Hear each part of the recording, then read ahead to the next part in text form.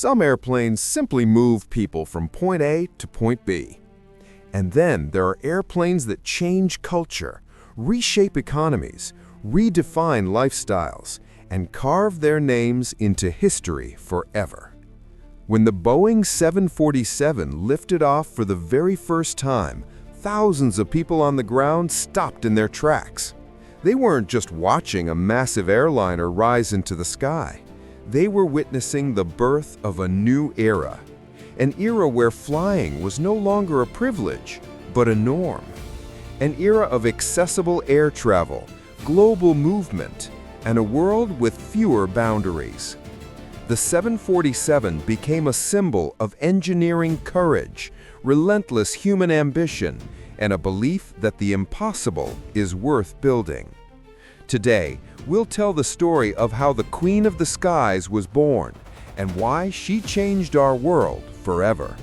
In the early 1960s, flying was expensive, loud, and cramped. A ticket across the ocean cost as much as a month's salary for a skilled worker. Airliners like the Boeing 707 and Douglas DC-8 carried only about 150 passengers. Cabins were narrow, long flights were exhausting, and operating costs were painfully high. Aviation had hit the ceiling of what was possible, but global demand was skyrocketing. International business was expanding, tourism was becoming part of modern life, and the world was hungry for mobility. Pan Am, the world's leading airline, saw the crisis coming first and told Boeing, "We need an airplane twice as big, one that flies farther, cheaper, safer." This wasn't just a request, it was a challenge that would define the future of civil aviation. At the head of the project stood engineer Joe Sutter, a man unafraid of scale. He understood that if the world needed a revolution, the only answer was to build something entirely new. Sutter assembled a team that would later be called the Incredibles. They worked through nights, argued over concepts, sketched ideas on napkins, and searched for solutions on the edge of imagination. Their core idea was simple and revolutionary. Make the airplane wider, not longer. 2 aisles, a massive cabin, double the passenger count, and suddenly tickets become affordable. This changed everything. For the first time in history, air travel could become truly mass market. Once engineers realized the true size of the future giant, one thing became obvious. No existing Boeing facility could build it. So the company made a decision that was historic on its own, to construct an entirely new factory in Everett, the largest enclosed building on Earth. The construction site looked like a space race project. Workers raised steel beams in rain and snow. Engineers drove directly from overnight office shifts to the muddy construction grounds. Parts were stored under temporary tarps because the roof wasn't finished yet. But the project never stopped. Pan Am was waiting, and the deadlines were brutal. The wings. The 747's wings became an engineering masterpiece. Their span was so enormous that designers created a flexible, load-absorbing structure. During testing, engineers bent the wings nearly straight upward, to angles that seemed impossible, but they held. The engines. No engine on Earth could lift a plane this large. General Electric declined the challenge. Pratt & Whitney accepted and developed the JT9D. The first year was a nightmare. Compressor blades shattered, vibrations nearly tore prototypes apart, combustion chambers overheated. But the engineers persisted.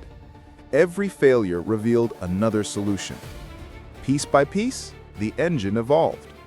JT9D became the first true high-bypass turbofan and the heart of the 747. The landing gear. The weight of the 747 required a unique configuration. 4 main gear legs with 4 wheels each, plus a 2-wheel nose gear, 18 wheels total. This allowed the aircraft to distribute its enormous mass without destroying runways. Later, this layout became the standard for all future jumbo jets. The 747's hump is one of the most recognizable shapes in aviation, but it wasn't added for aesthetics. Boeing believed that supersonic jets would soon dominate the skies.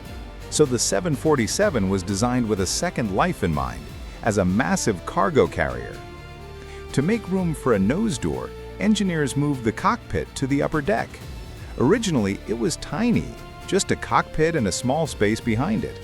Later, airlines realized it could become a lounge, and that upper deck lounge became the dream of millions of passengers around the world. In the fall of 1968, the first Boeing 747 rolled out of the assembly building. Workers fell silent. Before them stood a machine 70 meters long and taller than a 5-story building. Its silhouette looked like something from the future. Many engineers whispered, "It's too big. It can't possibly fly." But they were wrong. February 9th, 1969. Pilots Jack Waddell and Breen Weigel power up the JT-9Ds. The ground shakes, the air vibrates, the takeoff row feels endless, and then a smooth, confident liftoff. The crowd erupts in applause. Some people cry. Some capture the moment on old film cameras. Everyone understood. This was history. The 747 went through hundreds of tests, engine-out procedures, extreme crosswind landings, structural stress trials. The Giant passed every single one. The 747 accomplished what seemed impossible. It made flying truly affordable. Ticket prices dropped. Families could travel together for the first time. It created global tourism. New non-stop routes connected continents. New York, Tokyo, London, Los Angeles. It became a symbol of progress. Its silhouette appeared in films, ads, posters, toys. Kids around the world grew up recognizing it instantly. It made the world small. Oceans stopped being barriers. Distance became just a number. 747-100. The first, bold, experimental, successful. 747-200. More powerful engines, longer range. 747-300. A stretched upper deck, more seats, more prestige. 747-400. The most iconic model of the 90s and 2000s. 747-8. Quiet, efficient, refined. The elegant finale of the 747 dynasty. Few people realize this, but the cargo version of the 747 became the backbone of global logistics, carrying hundreds of tons per flight, accelerating international trade, enabling e-commerce, powering companies like FedEx, UPS, DHL. It was a true workhorse of the world economy. Pilots who sat in a 747 cockpit for the first time said it felt like commanding a ship. The elevated seating position gave the sensation of flying above the world itself. The enormous windshield offered a panoramic view unmatched by any other airliner. Despite its size, the 747 handled smoothly and confidently. Pilots affectionately called it the Gentle Giant.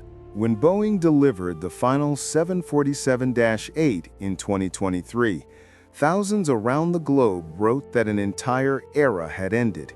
Farewell flights drew crowds like concerts. People applauded the aircraft as if it were a superstar. And they were right. Because the 747 isn't just an airplane. It's a symbol of ambition, imagination, and belief in the impossible. It made air travel part of everyday life. It connected the world. It changed everything. And even when the Queen of the Skies finally retires from the heavens, her legacy will live on in every wide-body jet, in every international airport, and in every person who first saw another continent thanks to this legendary giant.